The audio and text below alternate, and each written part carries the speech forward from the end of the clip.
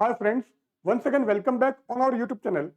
हम microwave electronics discuss कर रहे थे और उसके अंदर हमने माइक्रोवेव बेंच डिस्कस किया था। इसी टाइप से डायरेक्शनल कपलर क्या है, स्मिथ ग्राफ क्या होगा, ये सारे टॉपिक हमने डिस्कस किए थे।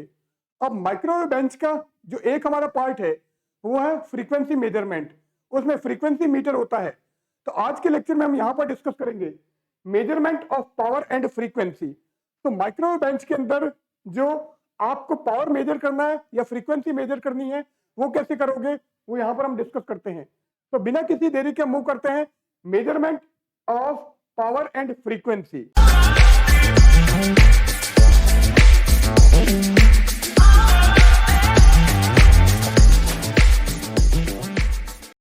सो measurement of power and frequency. अब माइक्रोवेव बेंच हमने लिया था, उसके जो डिफरेंट कंपोनेंट थे वो क्या क्या थे।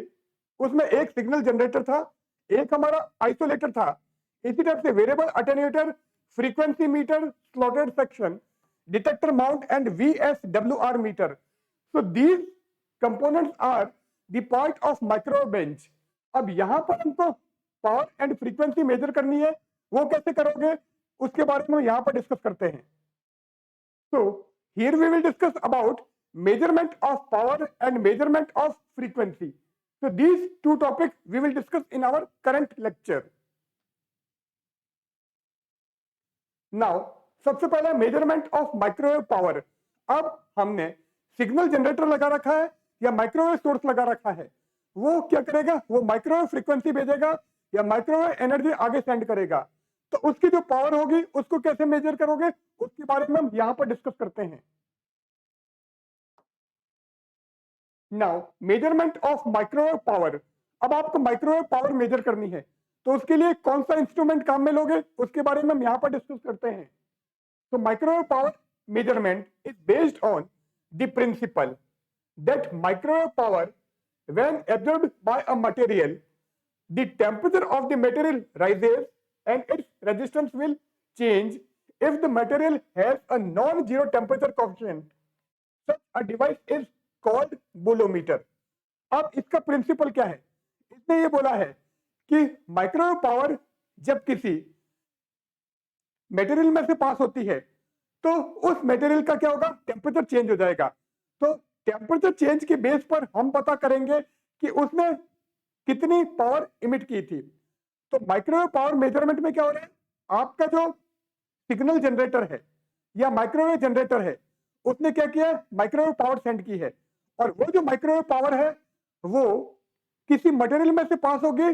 तो वो जो मटेरियल होगा वो क्या करेगा, उस पावर को एब्जॉर्ब करेगा और जैसे उस पावर को एब्जॉर्ब करता है उसका टेम्परेचर राइज हो जाता है, टेम्परेचर इंक्रीज हो जाता है। तो टेम्परेचर इंक्रीमेंट के बेस पर हम पता करेंगे कि उस मटेरियल ने कितनी पावर एब्जॉर्ब की है और उसके बेस पे पता पड़ेगा कि उसकी पावर क्या है। Now also its resistance will change if the material has a non-zero temperature coefficient. अब अगर मटेरियल आपका ऐसा है कि जिसका नॉन जीरो टेम्परेचर कॉफिशिएंट है तो साथ में उसका क्या होता है, रेजिस्टेंस भी चेंज हो जाता है। तो जैसे ही माइक्रोवेव जनरेटर ने पावर सेंड की, वो जो पावर वो मटेरियल एब्जॉर्ब करेगा, मटेरियल जैसे पावर एब्जॉर्ब करेगा उसका टेम्परेचर इंक्रीज हो जाएगा और साथ में क्या होगा, उसका रेजिस्टेंस भी चेंज हो जाएगा अगर जो मटेरियल है उसका नॉन जीरो टेम्परेचर है तो। अब इस टाइप का जो इंस्ट्रूमेंट है उसको हम क्या बोल रहे हैं, बोलोमीटर। तो bolometer is a instrument which measure the microwave power. Now there are two general classification of bolometer. अब बोलोमीटर हमारे दो टाइप के हो सकते हैं, कौन कौन से होंगे उनकी हम बात करते हैं। फर्स्ट बोलोमीटर है पॉजिटिव टेम्परेचर कॉफिशिएंट बोलोमीटर। तो ऐसा बोलोमीटर जिसका टेम्परेचर कॉफिशिएंट पॉजिटिव है, इसका मतलब रेजिस्टेंस इंक्रीज होगा। These are conductors. Barretter is a typical example of this type of bolometer. Now ये जो हमारा पॉजिटिव टेम्परेचर कॉफिशिएंट बोलोमीटर है ये क्या है, इट इज एक्चुअली कंडक्टर। तो इसका जो एग्जांपल है वो हमारा क्या है, barometer. So barometer is an example of positive temperature coefficient bolometer. Barretter uses a thin platinum wire mounted in a holder. किस होल्डर पर माउंट है, that is hermetically sealed. and permit easy measurement of resistance changes. तो बैरेटर हमारा क्या है? Barretter is actually positive temperature coefficient bolometer. अब ये क्या है? हमने कहा था कि ये एक्चुअल में क्या है? कंडक्टर है।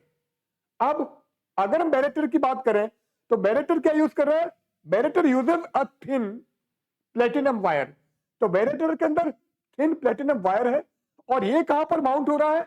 It is mounted in a holder that is hermetically sealed.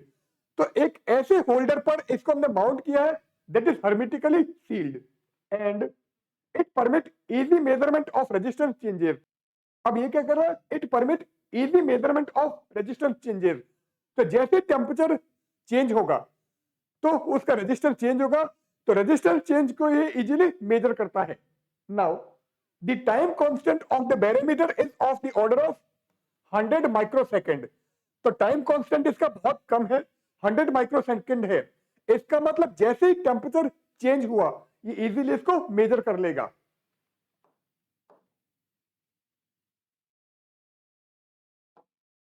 Now next हमारा क्या है? Next is negative temperature coefficient bolometer. अभी हमने पॉजिटिव टेम्परेचर कोएफिशिएंट बोलोमीटर लिया है। पॉजिटिव टेम्परेचर कोएफिशिएंट पे क्या होगा? अगर आपका टेम्परेचर राइज हो रहा है तो रेजिस्टेंस हमारा डिक्रीज होगा। यहां पर उल्टा है, अगर टेम्परेचर आपका राइज होगा तो रेजिस्टेंस डिक्रीज होगा। तो negative temperature coefficient bolometer, the most popular type in this category is thermistor. अब पॉजिटिव टेम्परेचर कोएफिशिएंट बोलोमीटर का जो एग्जांपल था वो हमारा क्या था? बैरेटर। अब नेगेटिव टेम्परेचर कोएफिशिएंट बोलोमीटर की बात कर रहे हैं, इसका मोस्ट कॉमन एग्जांपल है थर्मिस्टर। अब नाम से क्लियर है, what is thermistor? Thermistor means thermal resistor, मतलब ऐसा रेजिस्टेंस जो कि आपका टेम्परेचर पर डिपेंड करता है। अब आप कहोगे कि सारे जो हमारे रेजिस्टेंस है वो टेम्परेचर पर डिपेंड करते हैं। अब एक्चुअल में सारे रेजिस्टेंस टेम्परेचर पर डिपेंड करते हैं, पर ये जो थर्मिस्टर है it is highly sensitive to temperature. तो थोड़ा सा भी टेम्परेचर चेंज हुआ तो इसका रेजिस्टेंस एकदम चेंज हो जाएगा। सो this is highly temperature dependent resistance. So thermistor is actually temperature dependent resistance. So most common or most popular type in this category, which category? Negative temperature coefficient bolometer is a thermistor. अब thermistor क्या है? A thermistor is constructed in the form of a small semiconductor bead about 0.04 centimeter in diameter, and it is made up of mixture of oxide of manganese, cobalt, nickel and copper. तो thermistor हमारा क्या है? Thermistor is actually in the form of a small semiconductor bead. अब अगर हम इसके diameter की बात करें, its diameter is about 0.4 centimetre. अब किस मटेरियल से बना होगा? This is actually made up of mixture of manganese, cobalt, nickel and copper. तो इन चार एलिमेंट का मिक्सचर है। किसका? It is a mixture of oxide of manganese, cobalt, nickel and copper. और इसका डायमीटर क्या है? Its diameter is about 0.04 centimetre. Now it can be mounted directly in the waveguide in the same way as a detector diode. अब इसको आप कैसे mount करोगे? इसको आपको उसी तरह से माउंट करना है कि इसमें वेवगाइड में जिस तरह से आप डिटेक्टर डायोड को माउंट कर रहे हो। So it is mounted directly in the waveguide in the same way as detector diode. Thermistor have longer time constant of around a second. अब जो हमारा बैरेटर था, बैरेटर का टाइम कांस्टेंट क्या था? Time constant 100 microsecond. जबकि अगर हम थर्मिस्टर की बात करें तो thermistor has a longer time constant and it is around a second. तो एक सेकंड के आसपास में इसका टाइम कांस्टेंट होगा। It is more sensitive than barretter. अब ये जो आपका थर्मिस्टर है it is more sensitive than barretter. Barretter के कंपैरिजन में ज्यादा सेंसिटिव है, तो ये इजीली आपका पावर मेजर कर पाएगा, टेम्परेचर मेजर कर पाएगा। But it is also more sensitive to the change in ambient temperature, एकदम टेम्परेचर अगर आपका चेंज होता है तो उसके भी लिए ये मोर सेंसिटिव है। Now after the measurement of power, our next topic is measurement of frequency. अब आपको माइक्रोवेव फ्रीक्वेंसी को मेजर करना है, तो उसके लिए हमको फ्रीक्वेंसी मीटर की जरूरत पड़ेगी, तो उसके बारे में हम यहां पर डिस्कस कर लेते हैं। सो मेजरमेंट ऑफ फ्रीक्वेंसी, अब यहां पर मैंने माइक्रोवेव बेंच के बारे में आपको बता रखा है। माइक्रोवेव बेंच हमने पूरा डिस्कस किया हुआ है, तो उसका ब्लॉक डायग्राम हमने यहां पर लिया है। It has a signal generator और microwave source, it also has a isolator, then variable attenuator, frequency meter, slotted section, detector mount and VSWR meter। और यहां पर हम किसकी बात करें? We are here to measure the frequency। अब आपको फ्रीक्वेंसी की जरूरत है, फ्रीक्वेंसी को मेजर करना है, and for frequency measurement we have frequency meter. तो फ्रीक्वेंसी मीटर हमारे पास में यहां पर है। नाउ मेजरमेंट ऑफ फ्रीक्वेंसी, कैसे फ्रीक्वेंसी मेजर करोगे? The frequency of microwave signal can be read directly on the wave meter known as frequency meter। तो माइक्रोवेव की जो आपको फ्रीक्वेंसी मेजर करनी है, इस फ्रीक्वेंसी को आप डायरेक्टली रीड कर सकते हो किस पर? एक इंस्ट्रूमेंट हमारे पास में फ्रीक्वेंसी मीटर। तो फ्रीक्वेंसी मीटर पर आप डायरेक्टली माइक्रोवेव फ्रीक्वेंसी को मेजर कर सकते हो, रीड कर सकते हो। The heart of the frequency meter is the resonant cavity। अब ये जो हमारा फ्रीक्वेंसी मीटर है, इसका जो मेन कंपोनेंट है, ये जो इसका हार्ट है, वो क्या है? Resonant cavity. Now resonant cavity के बारे में डिटेल में हमने पहले डिस्कस किया हुआ है कि रेजोनेंट कैविटी क्या होगी। Now and for any particular cavity size a single frequency resonance will be supported. अब हमने कहा है कि हमारे फ्रीक्वेंसी मीटर का जो हार्ट है वो क्या है? Resonant cavity. अब आपने रेजोनेंट कैविटी की साइज फिक्स कर दी है, कैविटी की साइज फिक्स कर दी है, तो किसी पर्टिकुलर साइज की कैविटी के लिए एक पर्टिकुलर रेजोनेंस फ्रीक्वेंसी होगी, उसी फ्रीक्वेंसी के ऊपर आपका रेजोनेंस होगा। अगर फ्रीक्वेंसी आपकी थोड़ी सी उससे बढ़ जाती है या कम हो जाती है, उस केस में आपको रेजोनेंस नहीं मिलेगा। बट अगर हमारे पास में इस टाइप की कोई कैविटी हो कि हम क्या करें, उसकी साइज को वेरी कर सकें, तो अगर आपके पास में वेरिएबल साइज कैविटी है, तो उस केस में क्या होगा? आपके पास में एंटर फ्रीक्वेंसी रेंज होगी रेजोनेंस के लिए, क्योंकि आपने सपोज कैविटी की साइज रख दी 0.1 माइक्रोमीटर, तो इस पर्टिकुलर साइज के लिए आपकी पर्टिकुलर फ्रीक्वेंसी होगी रेजोनेंस फ्रीक्वेंसी, जिसको हमने F1 मान लिया। अब अगर हम कैविटी की साइज को चेंज कर दें, किससे? उसमें एक पर्टिकुलर नॉब है जिससे हम कैविटी साइज को क्या कर सकते हैं? वेरी कर सकते हैं। सपोज अब हमने इसकी साइज कर दी 0.2 माइक्रोमीटर, तो ये जो आपकी रेजोनेंस फ्रीक्वेंसी है, ये भी आपकी वेरी हो जाएगी, चेंज हो जाएगी F2। इसका मतलब इसने कहा है if the cavity size can be varied, resonance at a whole range of frequency में बी ऑब्टेन्ड। तो अगर आप कैविटी की साइज को चेंज कर सकते हो, तो क्या होगा? आपके पास में जो फ्रीक्वेंसी रेंज है, उस एंटायर माइक्रोवेव फ्रीक्वेंसी रेंज के अकॉर्डिंग आप रेजोनेंस निकाल सकते हो, रेजोनेंस ऑब्टेन कर सकते हो। The cavity is connected to the source of the energy source whose frequency is to be measured. अब फ्रीक्वेंसी मीटर को या कैविटी को किससे कनेक्ट करोगे? कैविटी को आपको कनेक्ट करना है उस सोर्स से जिस सोर्स की फ्रीक्वेंसी आपको मेजर करनी है। Through a section of waveguide and a port of window allow some energy to enter the cavity. अब इसको आप किससे ज्वाइन कर रहे हो? हम इसको कनेक्ट कर रहे हैं to the source of energy source whose frequency is to be measured. तो जिस एनर्जी सोर्स की फ्रीक्वेंसी आपको मेजर करनी है, उससे आप कनेक्ट कर रहे हो। और कैसे कनेक्ट करोगे? Through a section of waveguide, waveguide section के थ्रू इसको कनेक्ट कर रहे हैं। और इसका जो पोर्ट है, एंड अ पोर्ट और window allow some energy to enter the cavity. तो इसका जो पोर्ट है, वो कुछ एनर्जी को अंदर अलाउ करेगा एंटर होने के लिए। Now the maximum absorption take place, कहां पर मैक्सिमम एब्जॉर्प्शन होगा? When the cavity is tuned exactly to the frequency of energy being measured. अब जिस एनर्जी को आपको मेजर करना है उस एनर्जी के अगर आपकी कैविटी एग्जैक्टली ट्यून होगी, उसी केस में मैक्सिमम एब्जॉर्प्शन होगा।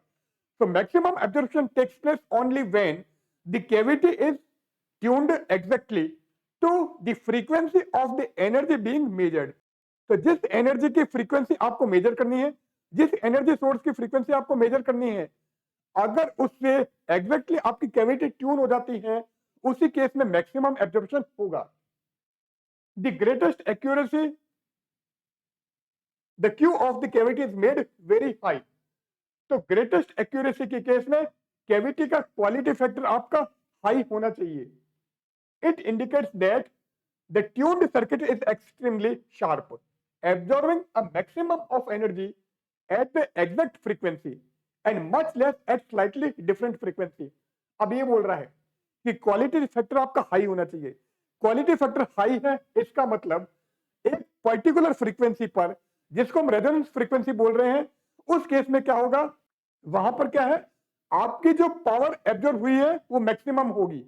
तो quality factor high indicates that the tuned circuit is extremely sharp, absorbing a maximum of energy at the exact frequency and much less at slightly different frequency। तो particular frequency पर ही maximum power absorb करेगा, और अगर उससे थोड़ी सी भी frequency आपकी ज्यादा हो गई या कम हो गई, तो उस केस में एकदम हमको डीप मिलेगा। तो हमारी जो पीक होगी वो एक्सट्रीमली शार्प होगी। तो इस तरह से हमको पीक मिलेगी। ये हमारे रेजोनेंस फ्रीक्वेंसी पर, रेजोनेंस फ्रीक्वेंसी के आगे पीछे क्या होगा, रेजोनेंस फ्रीक्वेंसी के आगे पीछे क्या हो जाएगा, ये जो होगी क्या पावर एब्जॉर्प्शन वो रिड्यूस हो जाएगी, डीप मिलेगा। At exact dial setting where the maximum absorption takes place and accurate frequency measurement can be made। तो जहां पर आपको मैक्सिमम एब्जॉर्प्शन मिल रहा है, वहां पर हमने डायल की रीडिंग ले ली, फ्रीक्वेंसी मीटर के डायल की रीडिंग ले ली, तो वो जो आपकी रीडिंग है वो शो करेगी दिस इज एग्जैक्टली फ्रीक्वेंसी किसकी, माइक्रो सोर्स की, जो उसने एनर्जी सेंड की थी उसकी फ्रीक्वेंसी हमारी ये है। कहां पर पता चलेगा आपको, फ्रीक्वेंसी मीटर पर, जहां पर हमको मैक्सिमम एब्जॉर्प्शन मिल जाएगा। A frequency measurement would therefore consist of tuning the cavity of the frequency meter until the maximum clip occur on the indicating meter। तो जो आपके पास में फ्रीक्वेंसी मीटर है या इंडिकेटिंग मीटर है, वहां पर क्या हो रहा है, a frequency measurement would therefore consist of tuning the cavity of the frequency meter। तो फ्रीक्वेंसी मीटर को आप क्या कर सकते हो, ट्यून कर सकते हो, until the maximum clip occur on the indicating meter. कब तक ट्यून करोगे, जब तक कि आपके पास में जो फ्रीक्वेंसी मीटर है या मेजरमेंट का मीटर है उसमें मैक्सिमम आउटपुट नहीं आ जाता। तो मैक्सिमम आउटपुट के कॉरस्पॉन्डिंग आपने उसको एक बार ट्यून कर दिया, and then reading the micrometer position and the corresponding frequency from the calibration chart provided with the frequency meter. तो अब आप कैलिब्रेट कर दोगे, आपके पास में माइक्रोमीटर है, उस माइक्रोमीटर के कॉरस्पॉन्डिंग जो आपकी फ्रीक्वेंसी क्या आ रही है वो आपने एक ग्राफ से कैलिब्रेट कर दिया। सपोज ये हमारा माइक्रोमीटर की रीडिंग है और ये आपकी फ्रीक्वेंसी मीटर की रीडिंग है, रीडिंग ऑफ फ्रीक्वेंसी मीटर। अब ये हमारे पास में कैलिब्रेशन कर्व मिल गया। तो अब यहां से क्या पता चल जाएगा, इस माइक्रोमीटर के कॉरस्पॉन्डिंग आपकी फ्रीक्वेंसी क्या है, इस माइक्रोमीटर रीडिंग के कॉरस्पॉन्डिंग फ्रीक्वेंसी हमारे पास में क्या है। तो माइक्रोमीटर की रीडिंग और फ्रीक्वेंसी मीटर की रीडिंग से हम पहले कैलिब्रेशन कर्व बनाएंगे, देन हमारा मीटर कैलिब्रेट हो जाएगा और हमको पता चल जाएगा कि माइक्रोमीटर पे ये जो पोजीशन है इसका मतलब कितनी फ्रीक्वेंसी है।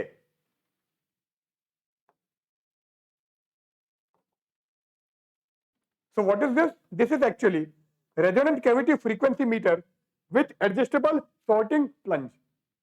अब यहां पर दिस इज कपलिंग होल, ये हमारी कैविटी, ये क्या है, this is movable sorting plunger.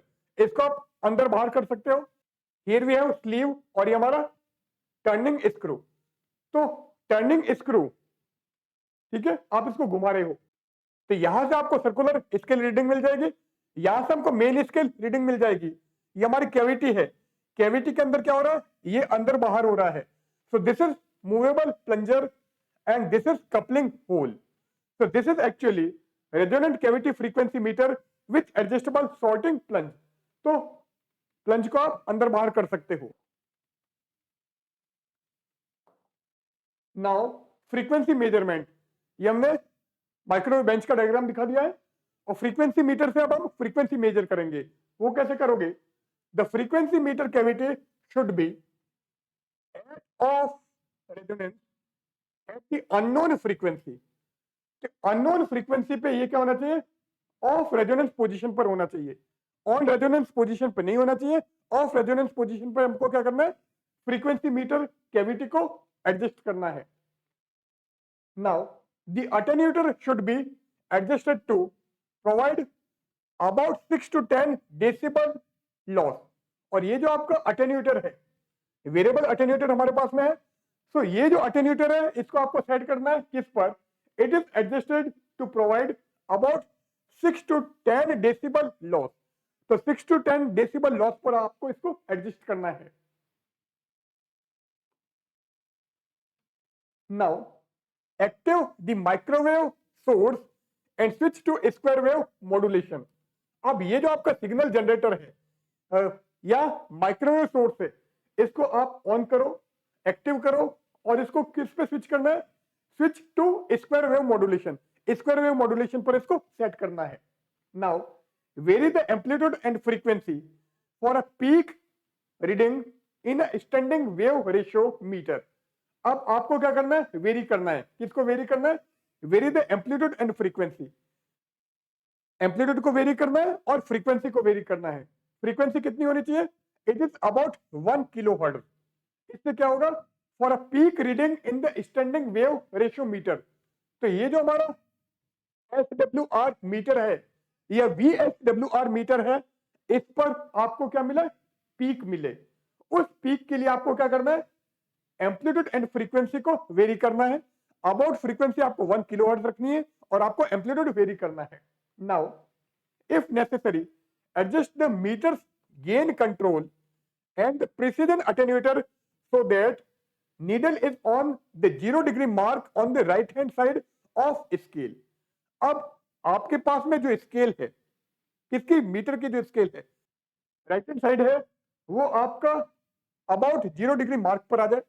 तो 0 डिग्री रीडिंग आ जाए, वहां पर आपको क्या करना है, इसको एडजस्ट करना है। किसको, मीटर के गेन को एंड प्रिसिजन अटेन्यूएटर को। सो प्रिसिजन अटेन्यूएटर को एंड मीटर गेन कंट्रोल को आपको इस टाइप से एडजस्ट करना है कि स्केल की राइट हैंड साइड में जो आपकी रीडिंग है वो आपकी 0 मार्क पोजीशन पर आ जाए, जिससे कि अब आप जो भी इससे एनर्जी भेजोगे वो एनर्जी आपकी एग्जैक्टली रीड कर लेगा।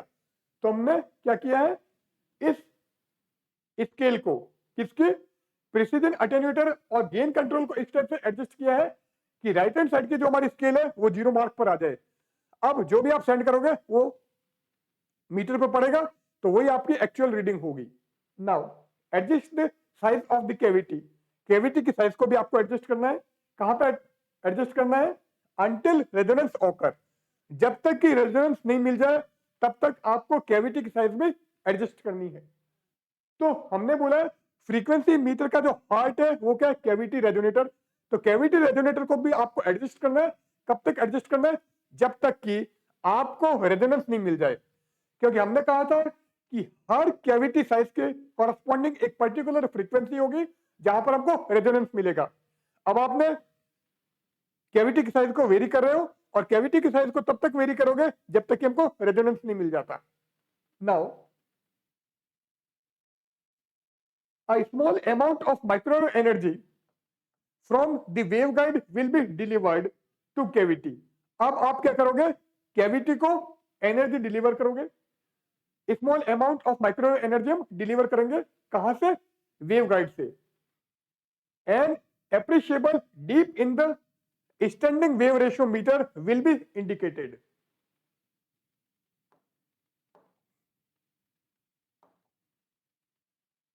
The unknown frequency can then be read directly from the scale of the calibrated frequency meter. अब आपने फ्रीक्वेंसी मीटर को कैलिब्रेट कर दिया है, तो उस कैलिब्रेटेड फ्रीक्वेंसी मीटर पर आप अननोन फ्रीक्वेंसी को डायरेक्टली रीड कर सकते हो, पता कर सकते हो कि आपने जो वेव जनरेटर से एनर्जी सेंड की है उस एनर्जी की फ्रीक्वेंसी क्या है. An alternative method of determining the frequency is to use a slotted line. अभी हमने wave guide line Lee.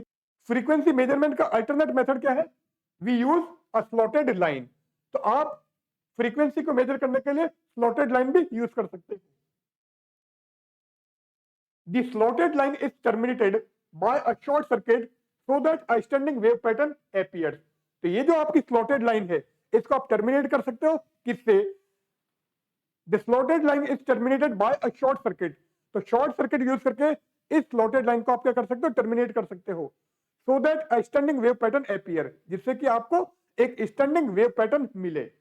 Now, accurately locate the position of two adjacent nulls by moving the probe along the slotted line.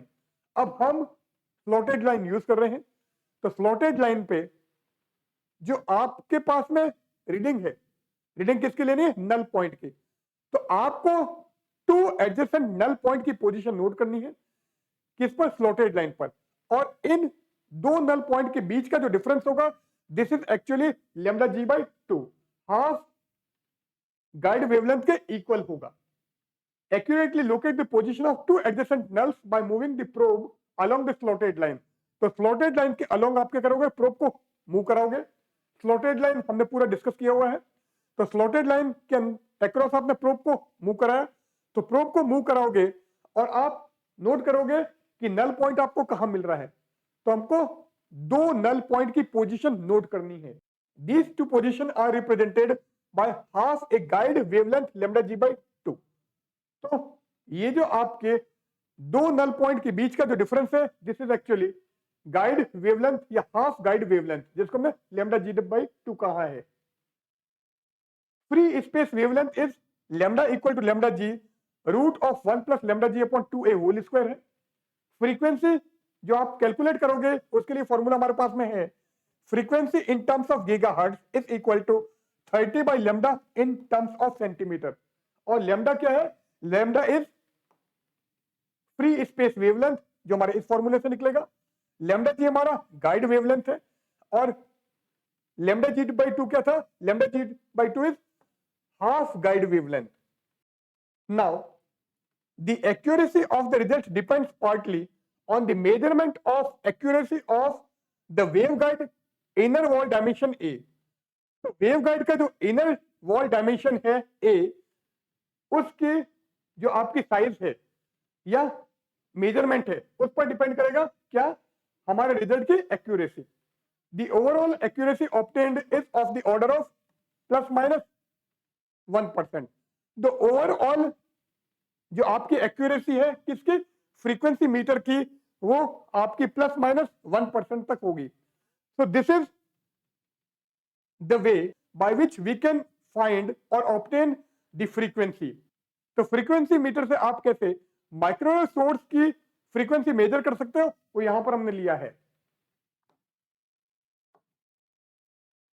So here we end our session. In today's session of microwave electronics, we have discussed about measurement of power and measurement of frequency of a microwave source.